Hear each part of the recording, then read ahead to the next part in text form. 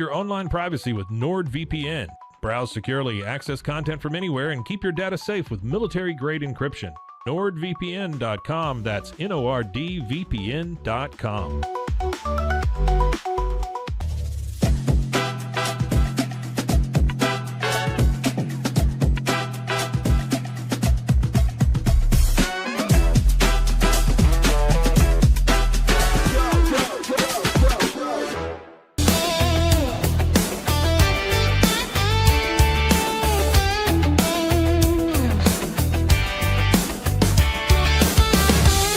It's not just a glove, it's a 44 Pro. Crafted with dedication, made for performance, and built to last. Get your custom glove today at 44pro.com and experience the 44 Pro difference. That's 44pro.com, 44 Pro.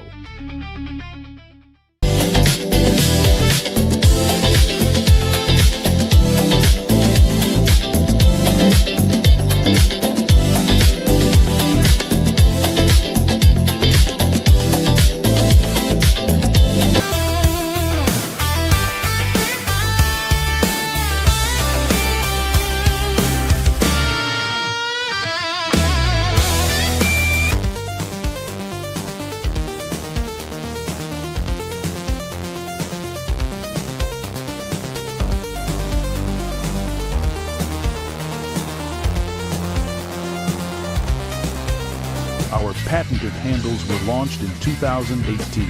We continue to push the boundaries of strength training. Join us in making your training more natural and effective. Visit Engels90.com to learn more and revolutionize your workout.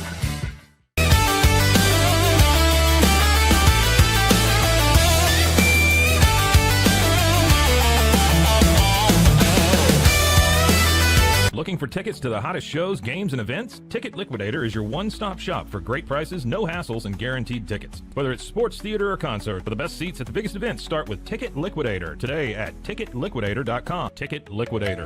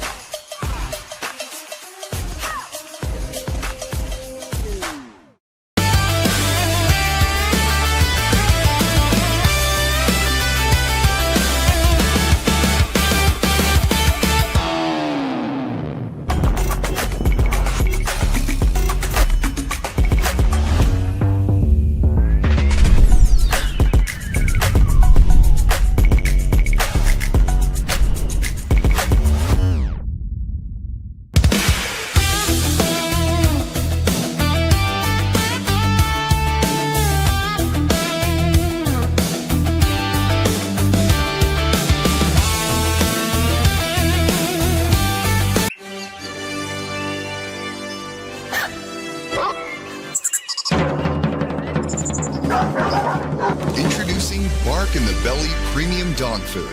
100% of profits go to help dogs in need. Over 30% of adults struggle with chronic foot and joint pain, and many face mobility limitations as they age. But a revolutionary Comfort First slipper has taken the wellness world by storm. Try Cloud Slides and feel you are walking on the clouds. Cloud Slides.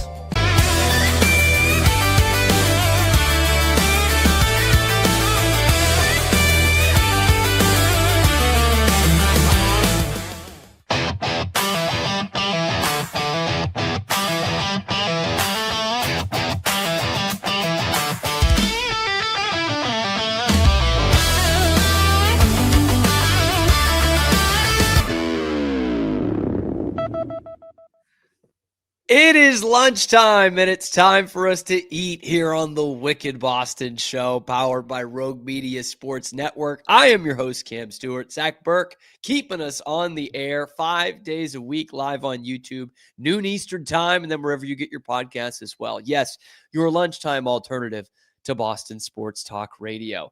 The Patriots are moving and shaking, still atop the AFC East. We're going to talk about the trades that they made yesterday and why they're stocking up some picks here. They could be one of the biggest players at the NFL trade deadline. We'll go through the deals they have made and the deals they're about to make. Plus, we will have Andrew Fantucchio of Boston Hockey Now to talk about this Bruins slow start, even after a nice comeback win last night, and what the deal is going to have to be for Pavel Zacha to be traded out of Boston, and who's actually untouchable on this Bruins team. The answer might surprise you. Plus, another move the Patriots made yesterday was keeping someone in-house.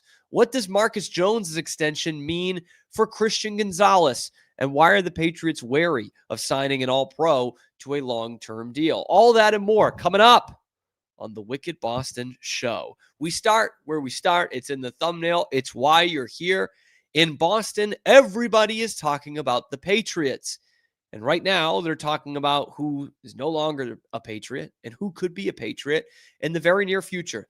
The Pats got their trade deadline kind of started early on Monday. They started trading away some homegrown players. Kyle Duggar out the door. Keion White out the door. Marcus Jones staying long-term. And I'm starting to see people saying, wow, Patriots selling off at the trade deadline? This good a team? No. That is not what's going on here. Yeah, you basically traded two guys away for nothing. But two guys who weren't playing for you. Kyle Duggar was no longer starting, and they're concerned his ankle's never going to be 100% again, and whether he can still play in the NFL. And Keion White was a healthy scratch on Sunday. Writing was kind of on the wall there. Now, you only got 2 6th-round picks for them, and you had to part with a 7th-round pick with each of them in almost identical deals. Keion White going to San Francisco, Kyle Duggar going to Pittsburgh. It was certainly a big deal around the football world, just maybe not as much inside of New England. The Keion White deal is interesting because he has a year and a half of a rookie deal still left. Like, this was a dude we were all excited about, even at the beginning of last year. And we were excited about him. Keion White was excited about playing here, playing for Mike Vrabel. You remember in the offseason, he had that damning quote about finally having a coach. I traded myself. Now I feel like I have a coach. Didn't have one with Gerard Mayo, felt he had one with Mike Vrabel. Only problem is it looks like he just doesn't fit into the system for Mike Vrabel. And the proof was in the pudding by how much he was playing, and maybe more importantly, how much he was not playing. They bring in Harold Landry, Keion Chason. Two guys have combined for 10 sacks through 8 games this year. They've both been excellent. It appears that Keion White was just never really a fit. And that's too bad because he was a promising talent. He was a guy I was so excited about in 23 in the early parts of 24 as well. Looks like they finally hit on one of those low risk, high reward kind of pass rushers like they've gone after in the 4th and 5th rounds over the years. So it does feel like a bit of a soft return, especially considering the fact that San Francisco desperately needs some pass rush right now. But again, the healthy scratch thing on Sunday, probably a nail in the coffin. So that's the more surprising of the two trades, but can't be too stunning.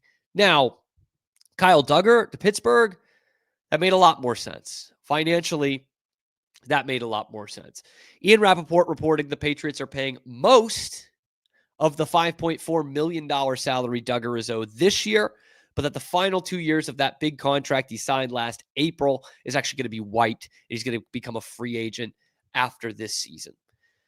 There was some confusion when Duggar signed this deal.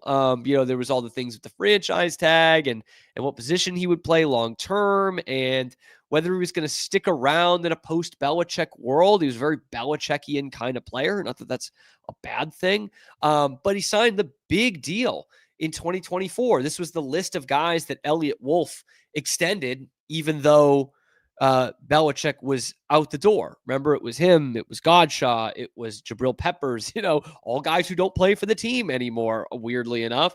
If Kyle Duggar physically can be near 100%, he could still play in this league. Obviously Swiss Army knife guy, good in coverage, maybe better in the box, but he might just be damaged goods. He had the ankle surgery in January and hasn't shown that he's been 100% since then. It's a big reason why Craig Woodson is starting at safety. He's not very good either. They didn't want to keep up with the salary after this year, is I think what really shows that. But you are really thinning out your depth at an already thin position. And to be honest, the Patriots are pretty lucky they have not gotten the injury bug yet. But you want to talk about San Francisco needing Keion White's help. The Steelers need all the help they can get on defense. Man, this is a fascinating stat that I read on Monday. It's just crazy. 7th team since the merger to give up 450 yards of offense and not force a turnover in back-to-back weeks. That is a Steelers team that turned the Patriots over 5 times earlier this year. 5 times. That was the last time they lost the Patriots. But even with Kyle Duggar and Keion White going out the door for almost nothing, I can't emphasize this enough. This is not the Patriots selling before the trade deadline. That is categorically not what this is. In fact, it's just the opposite.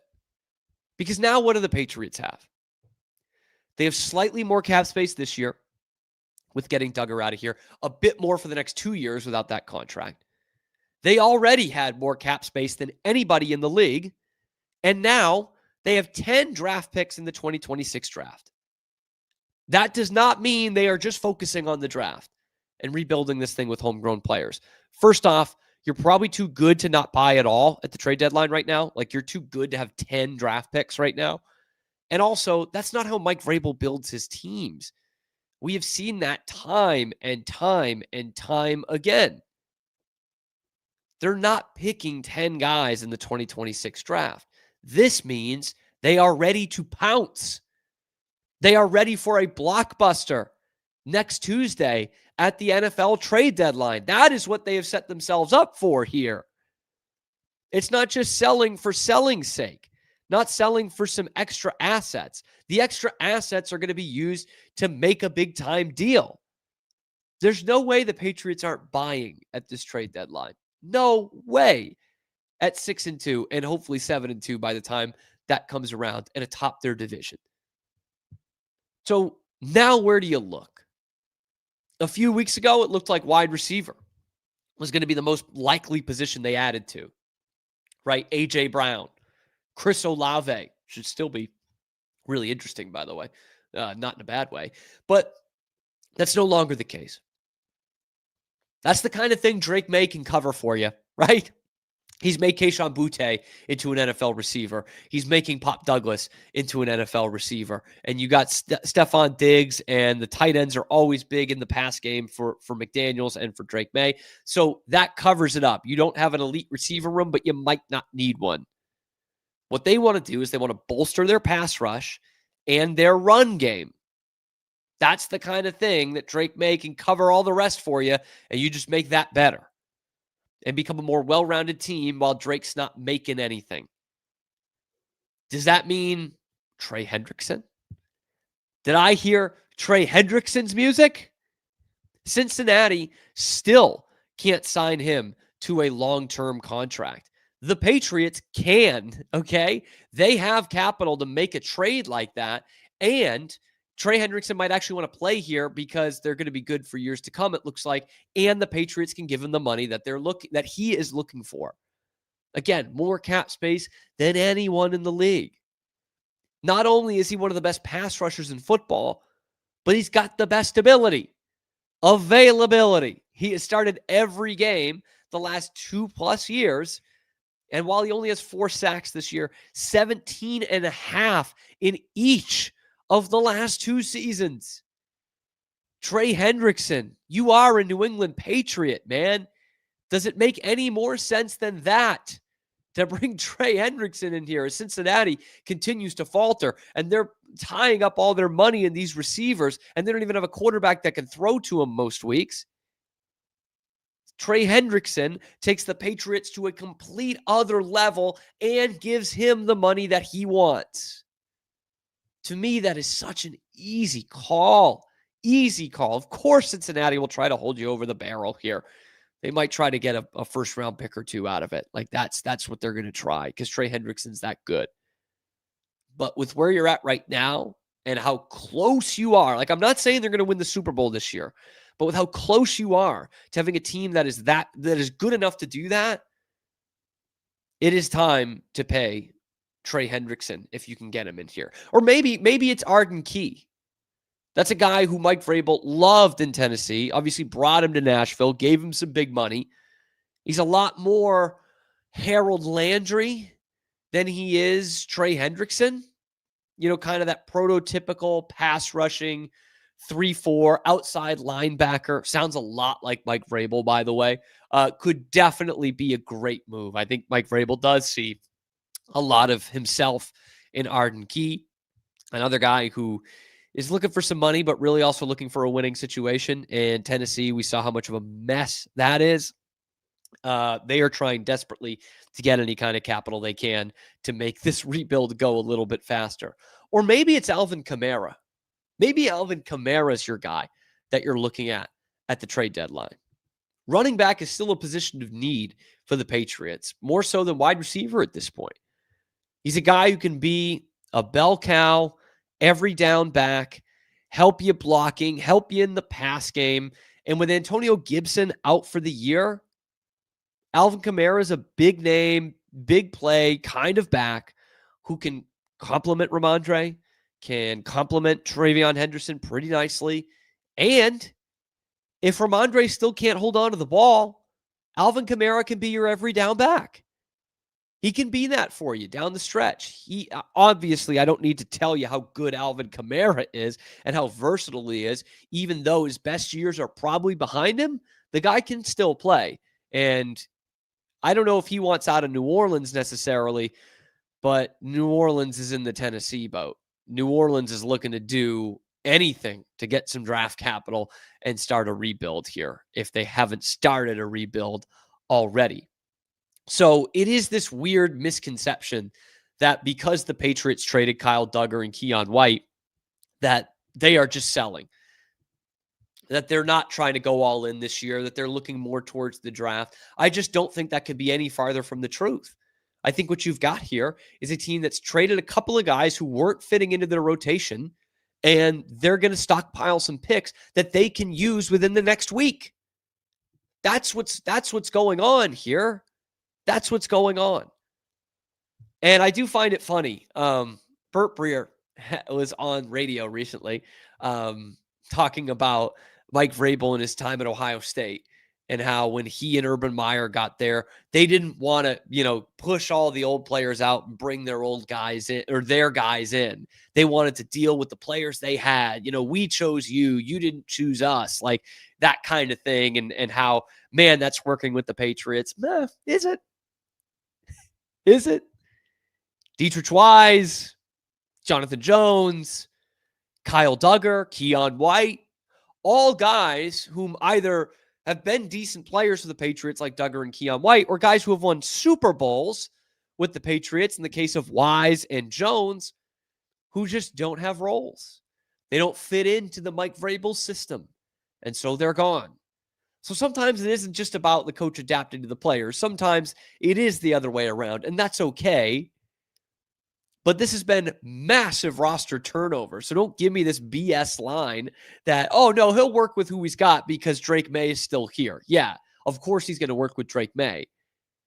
But look at all the contributors to this team and how many were brought in this year, right? Campbell and Henderson through the draft, plus Carlton Davis and Milton Williams and Robert Spillane and Morgan Moses, obviously. And, all these guys up and down, Steph Diggs, up and down the list of these guys that came in this year and are the ones contributing for the Patriots right now. So, yeah, he's going to stick with Drake May. He extended Marcus Jones. That's fantastic. But it does not mean that Mike Vrabel is just willing to go with whatever roster you hand to him and he'll make magic out of it. No, he has had insane roster turnover, but it's working. We love that. It's working. So the Patriots are going to be players at the trade deadline. Let me know what you think about that in the comment section below. Who do you want at this trade deadline coming up on Tuesday? Let me know in the comment section below. Then be sure to like the video, subscribe to the channel. We come at you every weekday live at noon Eastern time, and then available wherever you get your podcasts, as well as your lunchtime alternative to Boston Sports Talk Radio. When we come back after this short break, we will have Andrew Fantucchio of Boston Hockey Now to talk about the Bruins' recent struggles, albeit aside from a nice little comeback win last night, what a Pavel Zacha trade might look like, and maybe who's untouchable on this Bruins team. The answer might surprise you. That's coming up next on the Wicked Boston Show.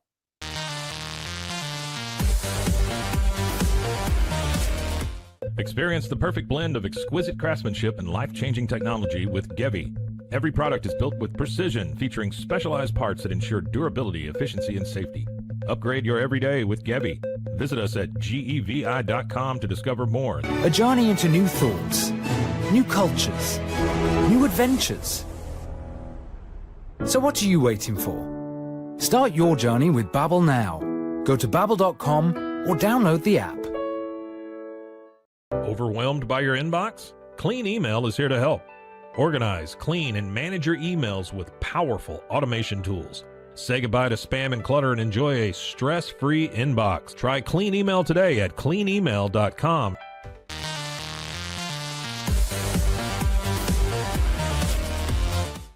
Better sleep, inspired by nature. Your back, hips, and shoulders will fall into perfect alignment in any position, meaning that you get deeper, more comfortable rest.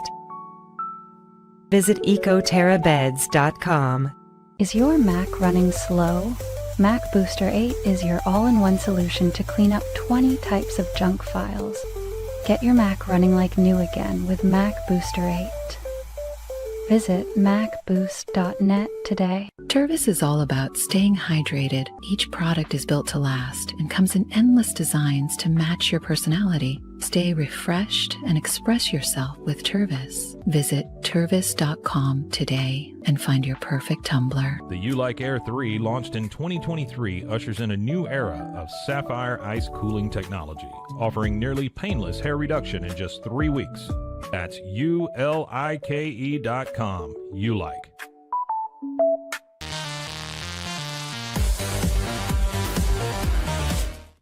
Welcome back to the Wicked Boston Show, Rogue Media Network. I'm your host, Cam Stewart. Zach Burke keeping us on the air live on YouTube, noon Eastern time every weekday, and then wherever you get your podcasts as well. We've talked a little Patriots. We will have some more Patriots coming up in the show later on, but we now shift our attention to the Boston Bruins.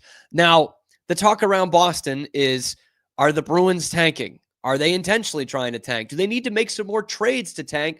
Or is this just going to happen naturally? So to answer those questions, we bring in Andrew Fantucchio of Boston Hockey Now. And Andrew, we appreciate you coming on the show. I guess we'll start here. It's now only 7 losses in the last 9 for the Bruins as they take down the New York Islanders. Nice little comeback win at the Garden last night. But we'll start with this.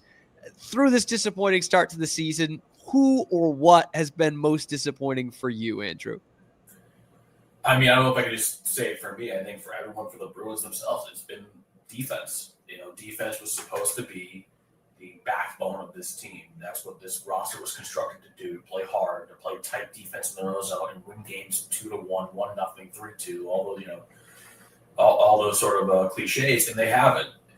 We've seen their defense become a complete liability. I think part of that is one, and this is not to blame Marco Sturm or that his system isn't a good system. It's just a matter of the fact is it's still only, 11 games into the year, and it's a completely different system from everything the Boston Bruins have played for the last 2 decades. Since, the early 2000s, the Bruins have played a zone concept in their own zone, and now they're switching to a hybrid zone man, and it's taking a little bit of time for players to adjust to that. And that's from the new guys to the guys who have been here for 10 years now. So that's one thing. But two, I think, as many players as the Bruins brought in to sort of be harder and be, bringing that quote piss and vinegar, as Cam Neely said, there is still a good amount of players who don't play with that kind of piss and vinegar. There are a lot of players who are kind of, whole milk soft. So I don't know. It's kind of a weird I think that was something that, I mean, for me, I blame myself as well. Like me, other, some of us on the media, people and fans, the fan base, that we kind of overlooked. Like, wow, there is a lot of white bread on this team as well.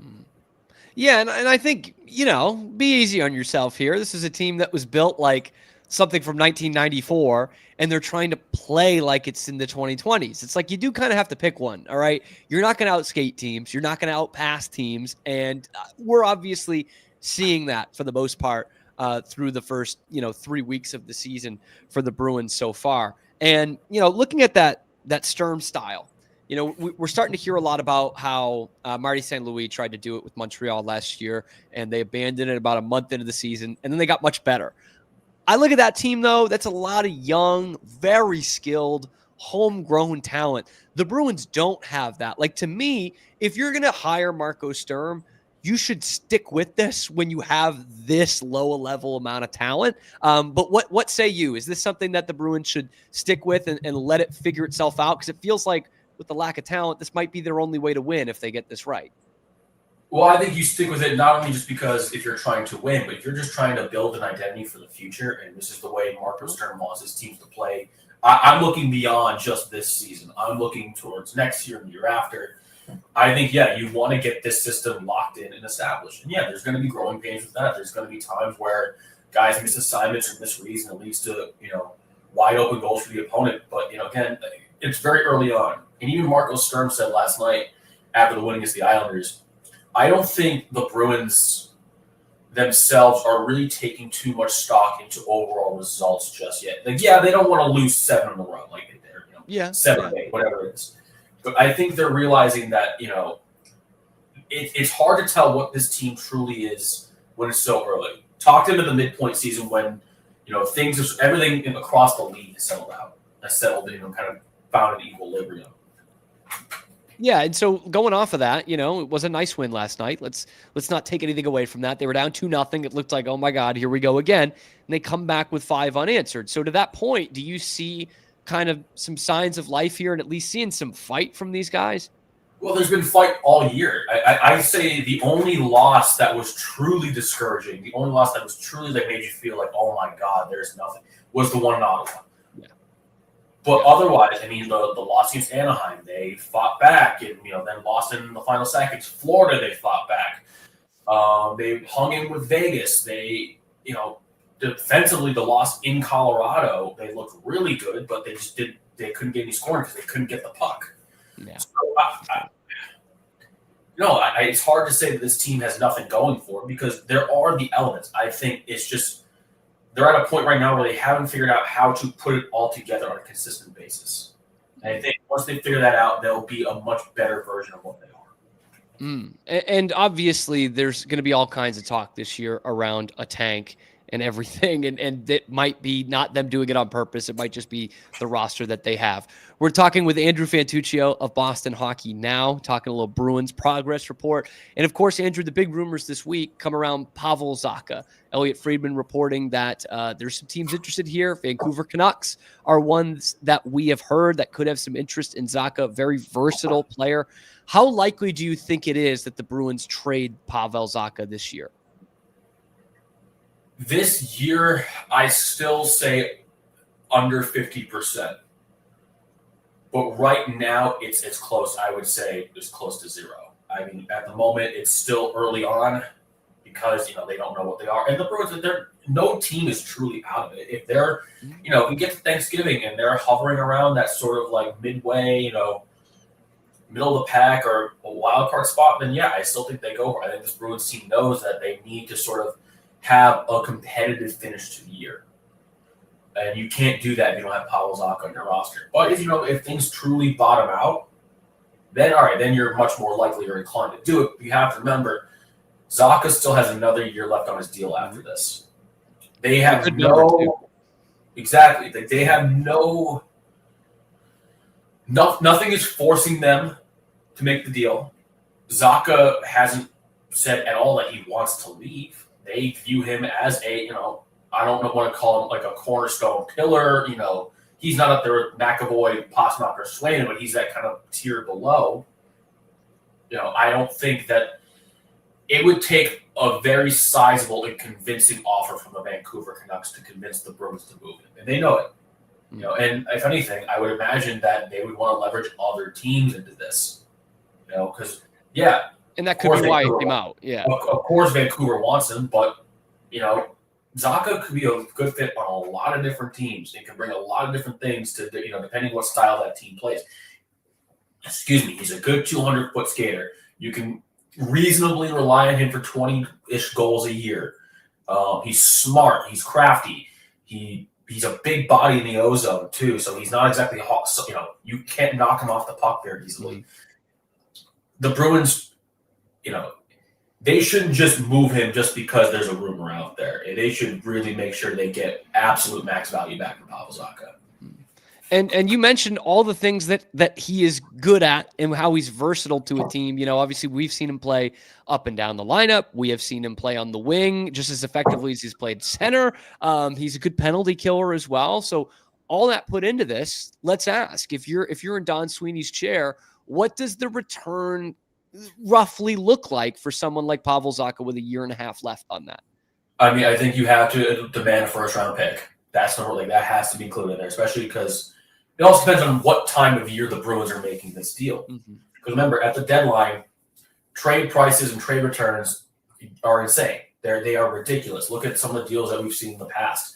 And I think deals that Don Sweeney has won. And most people kind of knock him for some of his free agency signings and his draft history. I think historically he's more often than not won his trades. Including for Pavel Zacha, by the way. Wasn't a deadline deal, but he did win that trade. Yeah. No, but look at, the deal last year with Colorado, when they traded Charlie Coyle and they got back, a middle 6'4" in Casey Middlestat. Was it a second round pick? I think it was a second round pick. Yep. And they got back Will Zellers, who has become, one of the, I'm not going to say top prospects, but a prospect with a ton of intrigue for the Bruins in their system. Right. It was really Colorado's only offensive prospect too. That's another big part of this. Colorado did not have much in the system. So you got that back, and Colorado got 19 games of Charlie Coyle because Charlie Coyle is now with the Columbus Blue Jackets. Teams at the deadline will give up stupid amounts of assets if they think it gives them any sniff of winning a cup, which is what you should do. I'm not faulting another GM. If you're the Bruins, you're sitting there why would I trade Pavel Zacha 12 games into the year where we've shown we can fight, we can hang in with good teams? They beat Colorado. They almost beat Vegas. They almost beat Colorado twice, actually. They almost beat Florida. I mean, they've hung in with good teams. There is no incentive for the Bruins to move Pavel Zacha just yet. So why do it now? Or you can wait until the deadline where if you're out of it, fine, and you know that you can leverage teams against one another and get an absolute max. I think a first-round pick has to be included. I would imagine that if the Bruins are out of it, you'd want some sort of prospect. I don't know if you want to add in. I would probably ask for a defense prospect, preferably on the right side, because they're very thin behind Charlie McAvoy in their system on the right side. But it's a very nuanced or layered question because it all depends on where the Bruins are. Are they in it, and you're making this as a hockey trade, sort of one-for-one swap, or are you saying we're selling? These are the chips we want back in return. Let's get a little more hypothetical too, because there's absolutely a chance that the Bruins are at the trade deadline and out of it again, just like they were last year, and they start to sell it off. They don't have as many of the assets to sell off, but if we look more towards a Pavel Zacha or Middlestats and Korpisalos, those are a bit tougher to trade. When you look at this roster, how many untouchable guys do the Bruins have, and who are they? Untouchables. Are we talking on the current roster right now or in the entire organization? Current roster. Yeah, good point. Okay, current roster. Right. I want to make sure I don't, because then Hagen's has to be included all that way. Yeah. McAvoy, Pasternak.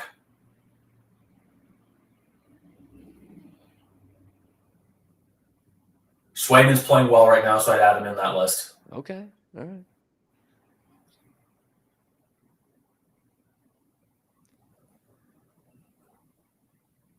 Hampus Lindholm.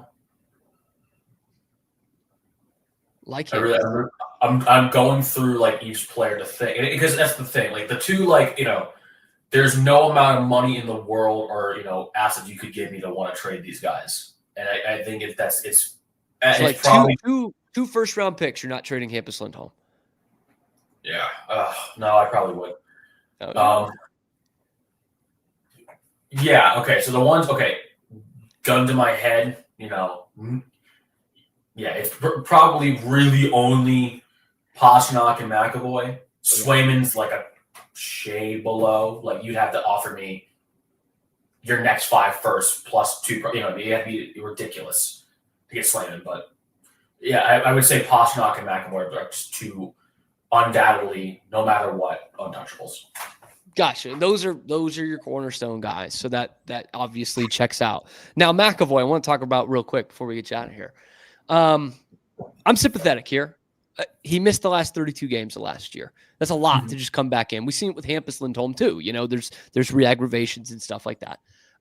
It hasn't felt like a good start to the year for Charlie McAvoy. Do you contribute that to the injury, having to deal with another new coach? No, I have nothing that I don't see that at all having to do with the injury. McAvoy said this earlier in the year that the only thing that might affect for him was that he might be a little more hesitant to throw a massive hit. Mm-hmm. You know, you can go out of his way to run over a guy, but I haven't seen the injury itself like truly affect. No, I would not say the injury is holding him back whatsoever. I think what it is, you know, McAvoy's kind of had to do the work of 2 people. Mason Lohrei, again, has struggled defensively, as is a lot of players trying to learn a new system, trying to pick this up. McAvoy, again, to his credit, he's also trying to learn a new system. So there's that. But I think we've learned McAvoy is much better when he doesn't have to be the stay-at-home guy. When he can go out and get involved in the offense and doesn't have to sit back and doesn't have to be the one that's, you know, locking down the D zone. You know, McAvoy's a good defensive defenseman, but his best use is being a fluid 2-way guy.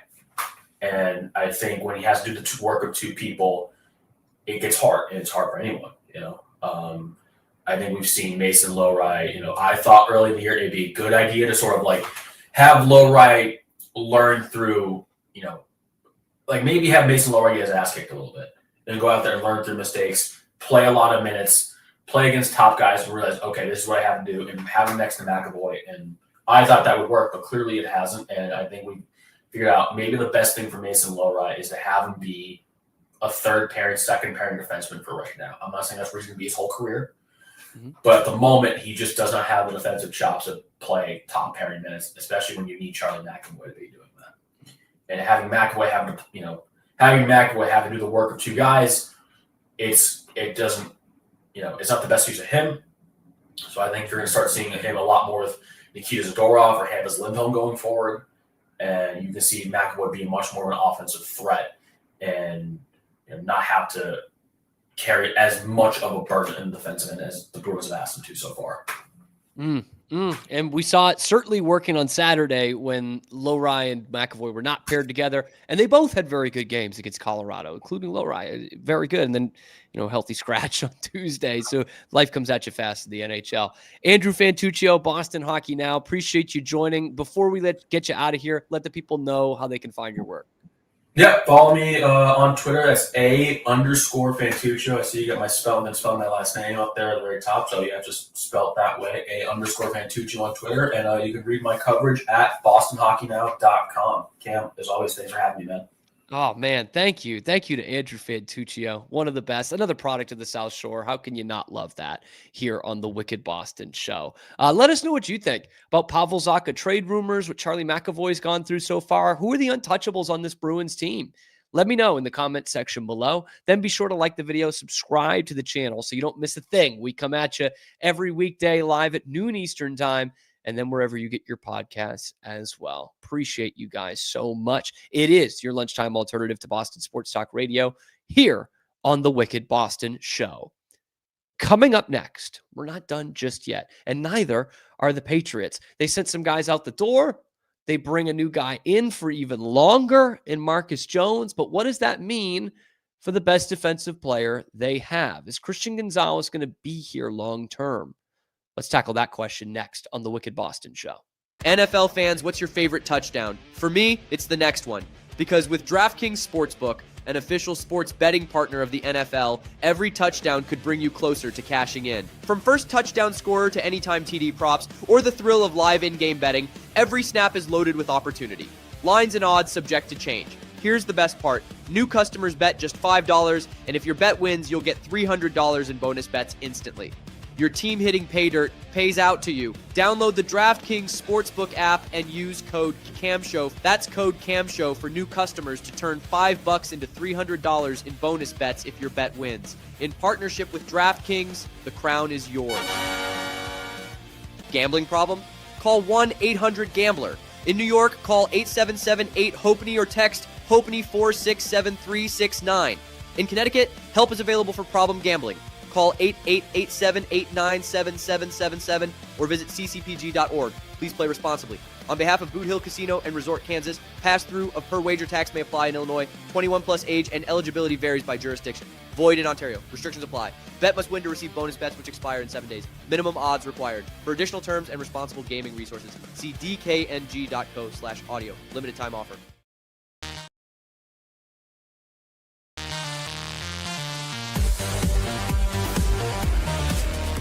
Dive into adventure with scuba.com, your ultimate destination for top-tier scuba and snorkeling gear. Whether you're a beginner or a pro, trust scuba.com for the best in diving equipment and expert guidance. Explore now at scuba.com. That's SCUBA.com. Scuba.com.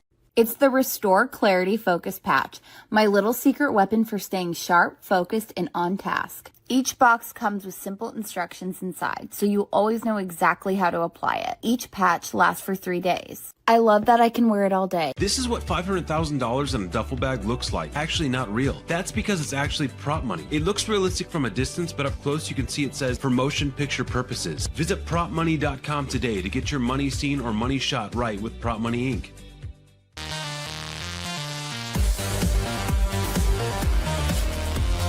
Golf Partner, the world's largest golf store network, offers more purchasing opportunities than anywhere else. With a dominant market share and a wider selection of quality secondhand golf clubs than our competitors, we make it easy for you to enjoy the game with affordable, top-quality equipment. Golf Partner. It doesn't matter if your investment budget is small or big. All you need is Benzinga Pro and its powerful news alerts, price tracking, and portfolio monitoring. Subscribe now, and we'll skyrocket your portfolio today. Experience with the Bosley MD hair regrowth kit was amazing. It was easy to use. It let me take off my hat. I could go in public and have my picture taken and feel normal again. BosleyMD.com.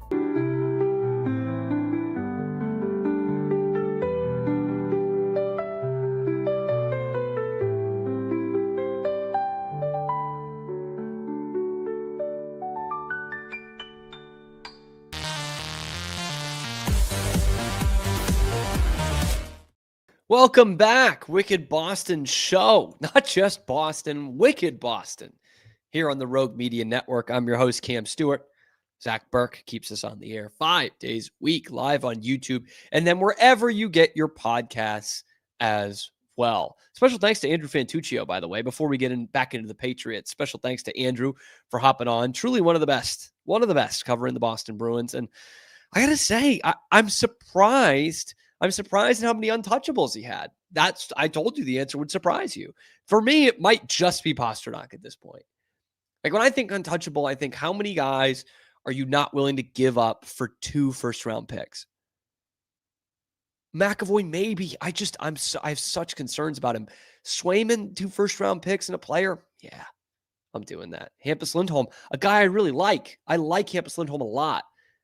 2 first-round picks, though. Might go for that. It's what you gave up for him. And that was, 4 years ago. So he's 4 years older on a better cap hit. So 2 picks and a player? Sure. It's interesting. Mason Lowry not on that list. Matt Patra, who we would have thought of last year, not on that list, although not on the current roster, but will be at some point this season. Fraser Minton, maybe. Maybe he's a big part of their future. But anyway, when we're talking about futures, we can't go any further than the New England Patriots, because when you talk about bright futures in the city of Boston, the Patriots are right at the top.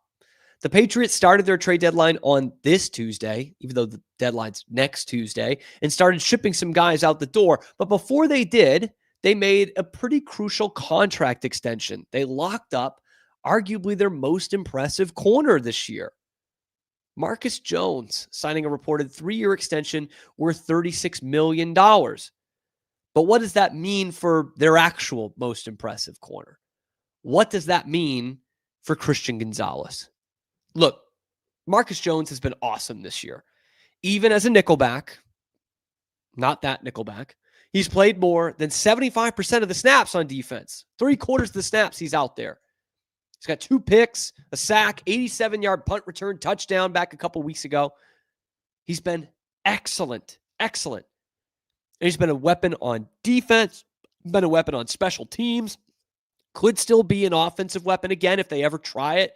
I don't know why they just abandoned that after 2023 when he is clearly such an insane athlete and could definitely play in some packages that you put on offense. But anyway, he's been awesome this year. 9 pass deflections as well. He has had no problem with the big and physical receivers that can sometimes play in the slot these days. No problem with them, even though he's 5'8". That was a good move by the Patriots to extend Marcus Jones. I've been so impressed by him this year. What they showed you in that is that they're willing to invest in the defensive backfield, that your homegrown defensive back is worth extending to be a part of a winning future. When the Patriots were winning under Belichick, they always had young, mostly homegrown corners who were locked down for years. Now, there were times where Bill wouldn't go past a certain number. You know, he didn't do it with Ty Law. He didn't do it with Asante Samuel. But for the most part, he'd always have good corners who they drafted outside of a guy like Stephon Gilmore, and they fit. And they wanted to keep them there. So does Christian Gonzalez fit that? That's the new question, because he is due for a new contract. Now, what is not debatable is Christian Gonzalez is one of the very best cornerbacks in football. Even as a 23-year-old, even in his 3rd NFL season. What is also not debatable, the cornerback market is changing rapidly. In the last 3 years, 3 corners have signed contracts worth more than $100 million overall. Sauce Gardner, just a few months ago, set the new NFL record. 4-year deal, $30 million AAV to get to 120.1 total. Now, Christian Gonzalez, it's worth noting, beat Sauce Gardner to the All-Pro team last year. He was better than Sauce Gardner last year, playing for a team that was worse than the Jets. And they're the same age. Gonzalez is going to be looking for this kind of deal. Like when that was signed back in July, that became a baseline for Christian Gonzalez to look at and say, there's nothing that says Sauce Gardner's better than me. Why am I not getting that kind of money when it comes to extension time? He's going to be looking for that kind of deal. And the Marcus Jones extension is obviously nowhere near the Sauce one, right? It's $12 million a year, which is great for Marcus Jones, but like that's not anywhere near what it's going to be for Christian Gonzalez. But again, it shows the Patriots are willing to invest in that position and make it a part of their future. And that is something that I think all players coming up on a contract have to sweat out when a new coach and new player development guys and a relatively new GM come in. You know, your agent is looking at it through the Belichick lens of like, oh, they're not going to go past this number unless you are this good, like this insanely good, right? But now that's not the case. Now you see with Mike Vrabel in here, okay, they're willing to extend at that position and they're willing to pay a nickel, $12 million a year. They're going to pay a good, great, elite boundary corner at least double that. At least double that. So those things are not debatable. But here's what is debatable. Christian Gonzalez is going to get that $100 million contract from the Patriots. It's debatable because there are still some doubts about his health. Long term here. He had injuries in college. There were concerns whether he could handle the physical play of the NFL when he was coming out in the draft. Missed 13 games in his rookie season. Missed basically all the training camp this year, the first 3 games of this year, with a hamstring injury. Soft tissue injuries, those don't just go away. When he's on the field, he's an elite player. Not good, elite. One of the top 2 in the league at his position. But will the Patriots invest the money in a corner they still aren't sure can handle multiple full seasons of the NFL grind that they're about to commit to? It's going to be a 5-year deal as a 23-year-old. That's what it's going to be. I think the Patriots should extend him. I think Christian Gonzalez is a special talent and is absolutely should be a big part of this team's future and building a winner in New England. I think that All-Pro is not a fluke. I think he's that good. But I absolutely understand the concern of how often is he going to be on the field. Then again, you just gave a 3-year contract to Carlton Davis, who misses time every single year. Not paying him $30 million, but you know what I mean. And we'll have to see after the trade deadline. You know, if you go out and trade for Trey Hendrickson, give him a 3-year deal, what does that AAV look like? And in the offseason, are you actually going to need a receiver? Because those guys are going to demand the top of the line receivers and free agency are going to demand $30 million a year, which is what you would be paying Christian Gonzalez if you extend him to a Sauce Gardner kind of contract. So I don't think those are unreasonable questions. I love Christian Gonzalez. I think he is that good. But that question comes into light, especially with the trade deadline looming, and especially after you locked up another one of your corners in Marcus Jones. Will they be willing to do that twice in the same season? Let me know what you think in the comments section below. Is Christian Gonzalez worth $30 million a year, a Sauce Gardner kind of contract, or are you worried that he can't stay on the field? Let me know in the comments section below. Then be sure to like the video, subscribe to the channel because we bring you Boston sports content without any of the BS that comes with Sports Talk Radio every weekday, live at high noon Eastern time on YouTube, wherever you get your podcasts as well. It's not just Boston, it is Wicked Boston. So thank you so much for tuning in. I'm your host, Cam Stewart. Zach Burke keeps us on the air. We will see you tomorrow on another edition of the Wicked Boston Show.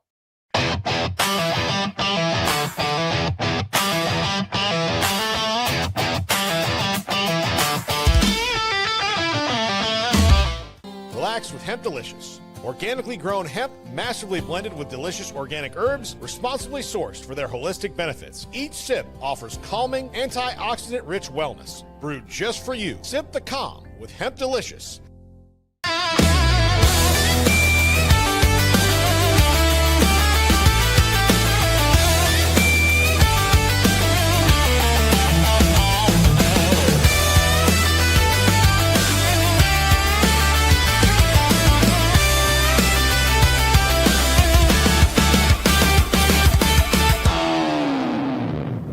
At Open Goal USA, we're revolutionizing training for both soccer and lacrosse with our innovative portable rebounders. Perfect for players of all ages and skill levels. Visit OpenGOAAALUSA.com and elevate your training today.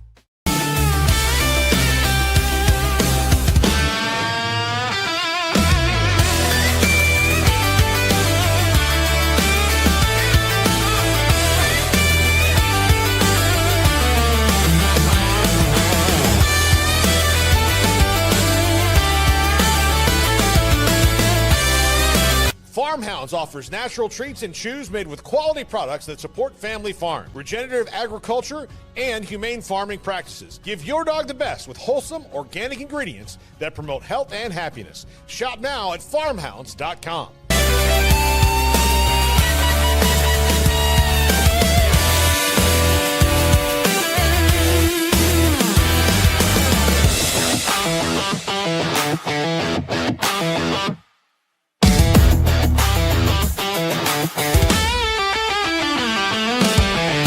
Get paid paid faster with Bill, the easiest way to send, receive, and manage your payments. No more delays, no more hassle. Whether you're a freelancer or a business, Bill makes payments seamless and secure, simple, fast, and reliable. Sign up today at Bill.com.